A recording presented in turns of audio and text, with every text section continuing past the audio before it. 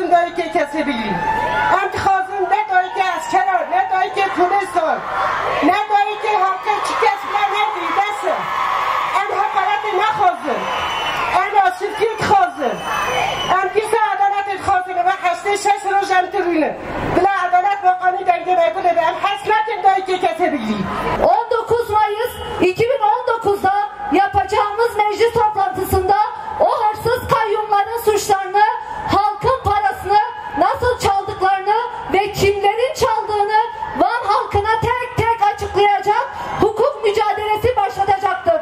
İşte tam da o gün kayyumlar atadılar. Bizleri, sizin seçtiklerinizi ya hapise koydular ya sürgüne sürdüler.